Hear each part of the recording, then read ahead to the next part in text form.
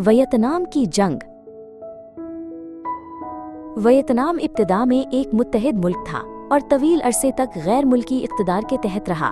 19वीं सदी के आखिर से ये फ्रांस की नौआबादी बन गया और अपने अहम सियासी और मुआशी फैसले खुद नहीं कर सकता था। इसी वजह से बहुत से वियतनामी लोगों ने अपने मुल्क को खुद चलाने का ख्वाब देखना शुरू किया। आज़ादी की यही ख्वाहिश बाद में वियतनाम में होने वाली कई जंगों का नुक्ता आगाज बनी।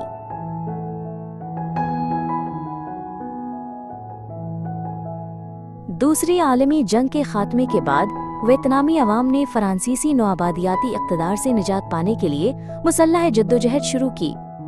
ये जंग 1946 में शुरू हुई और तकरीबन 8 साल तक जारी रही।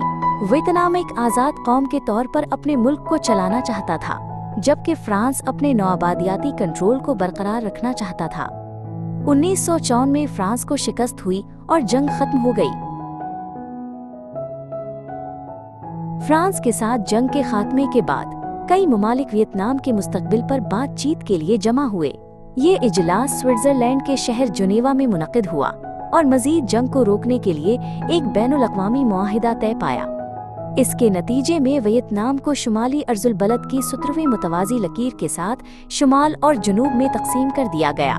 ये तकसीमें आर्जी समझी गई थी, लेकिन हकीकत में ये तवील अरसे तक बरकरार रही और नए तनाज़ुआत का आगाज बनी। शुमाली हिस्सा शुमाली वियतनाम कहलाया, जिसने कम्युनिस्ट निज़ाम को इख्तियार किया। जनूबी हिस्सा जनूबी वियतनाम की हुकूमत के ज़ेरे इक़्तिदार रहा, जो कम्युनिज्म की मुखालिफ थी।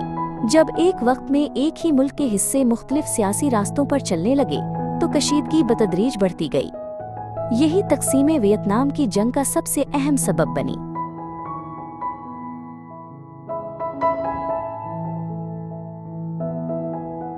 उस वक्त दुनिया एक कशीदा दौर में जी रही थी, जिसे सर्द जंग कहा जाता है।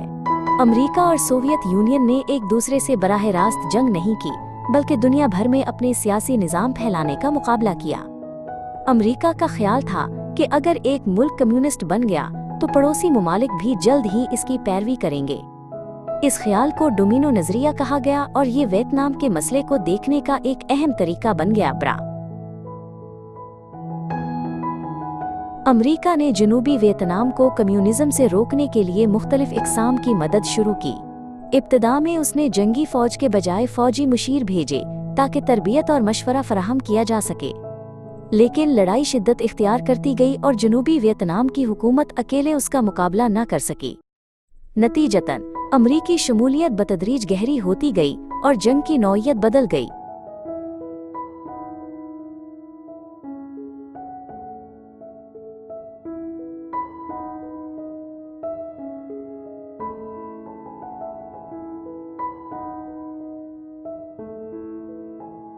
उन्नीस 1964 में ये खबरें सामने आईं कि खलीज टोंकन में एक अमरीकी बहरी जहाज पर हमला हुआ है। इस वाक़े ने अमरीकी मुआशरे को हिलाकर रख दिया और लोगों की जंग के बारे में सोच बदल गई।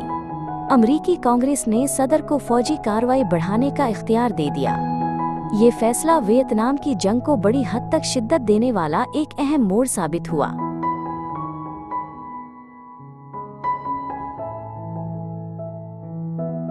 उन्नीस 1965 में बड़ी तादाद में अमरीकी ज़मीनी फ़ौजें जनूबी वियतनाम में उतरें। उसके बाद वियतनाम की जंग एक बैनुल अक़वामी मुकम्मल जंग की शक्ल इख्तियार कर गई। फ़ौजियों, हथियारों और फ़िज़ाई हमलों का पैमाना पहले के मराहिल के मुकाबले में कहीं ज़्यादा बढ़ गया। पूरे वियतनाम ने जंग के बराह रास्त असरात महसूस करना शुरू कर दिए।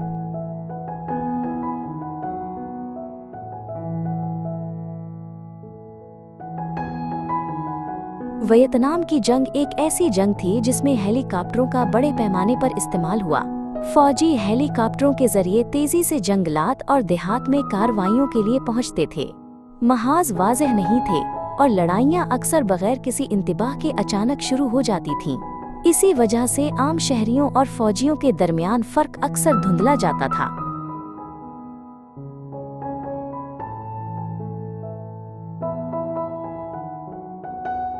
जंग में एक अहम कुव्वत वियतकॉन्ग थी। वियतकॉन्ग एक कम्युनिस्ट रुझान रखने वाला मुसल्लह गिरोह था जो जनूबी वियतनाम में सरगर्म था। बाकायदा फौज की तरह खुलेआम लड़ने के बजाय वो गोरेला हिकमत अमली अपनाते, छुपकर अचानक हमले करते थे। इससे ये पहचानना बहुत मुश्किल हो जाता था कि कौन जंगजू है और कौन आम शहरी।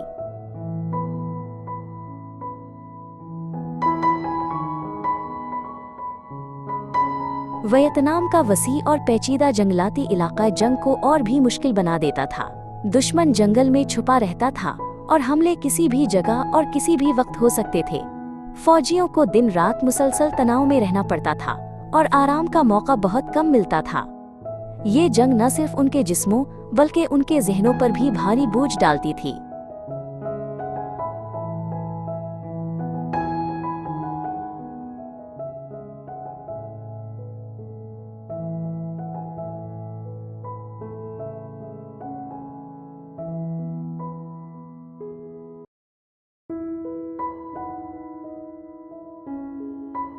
अमरीकी फौज ने दुश्मन के छुपने की जगहों को खत्म करने के लिए कीमियाई पतरे झाड़ने वाले मादे इस्तेमाल किए। उन केमिकल्स की वजह से दरख्त और पौधे मुरझा गए और जंगलात खत्म हो गए। जंगलात तो जल्द गायब हो गए, लेकिन मिट्टी, पानी और इंसानी सेहत को पहुंचने वाला नुकसान तवील अरसे तक बाकी रहा। ये मसला जंग के खत्म होने के बाद भी काफी अरसे तक जारी रहा। 1968 में वस्ती वियतनाम के माई लाई गांव में एक अलमनाक वाकया पेश आया, जहां बहुत से आम शहरी मारे गए। ये गांव ना तो कोई फौजी अड्डा था और ना ही मैदाने जंग, बल्कि एक पुरसुकून जरी बस्ती थी। एक फौजी कार्रवाई के दौरान इस इलाके को गलती से दुश्मन का मजबूत गढ़ समझ लिया गया, जिससे बेगुनाह लोगों को शदीद तकलीफ पहुंची। ये वाकया आज भी इस बात की मिसाल है कि खौफ और संगीन गलतियों के जरिए जंग किस तरह इंसानियत को तबाह कर सकती है। इसी साल शुमाली वियतनाम और वियतकॉन्ग ने एक बड़े पैमाने का हमला शुरू किया, जिसे टेट हमला कहा जाता है। टेट वियतनामी कमरी नया साल है और उसी वक्त हमला होना बजाते खुद एक बड़ा धचका था। अगरचे उन्हें फौजी लिहाज से भारी नुकसान उठाना पड़ा, लेकिन इस हमले ने जंग के रुख पर गहरा असर डाला। अमरीकी मुआशरे में जंग जारी रखने का एतमाद बुरी तरह मुतज़लज़िल हो गया। वियतनाम की जंग रोजाना टेलीविजन पर दिखाई जाती थी। लोग अपने घरों में बैठकर जंग के हकीकी मनाजिर देख सकते थे। ये एक नया तजर्बा था जो पहले की जंगों में शाज़ो नादिर ही देखा गया था। जो जंग की तल्ख़ हकीकत सामने आती गई, उसके खिलाफ मुखालिफत बढ़ती चली गई।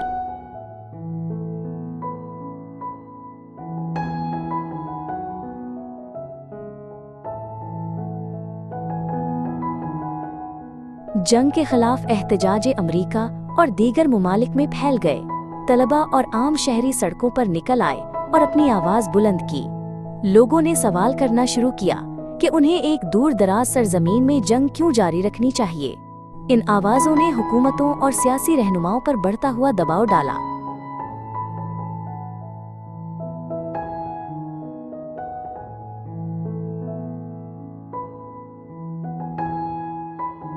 उन्नीस 1973 में एक अमन मुआहदे के जरिए अमेरिका ने वियतनाम से अपनी फौजें वापस बुला ली। ताहम वियतनाम के अंदर लड़ाई फौरन खत्म नहीं हुई। 1975 में शुमाली वियतनाम की अफवाज सेगून में दाखिल हुई और बिल आखिर जंग खत्म हो गई। वियतनाम की जंग तकरीबन 20 साल तक जारी रहने वाला एक तवील और तकलीफ दे तनाज़ा थी।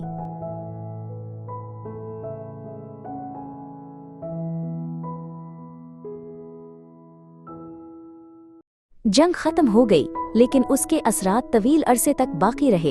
गैर फटे बम और कीमियाई मादों से होने वाला नुकसान आज भी एक बड़ा मसला है।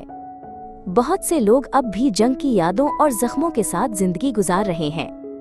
ये कहानी एक ऐसा रिकॉर्ड है जो हमें ये समझने में मदद देता है कि जंग एक मुआशरे पर कैसे निशानात छोड़ती है।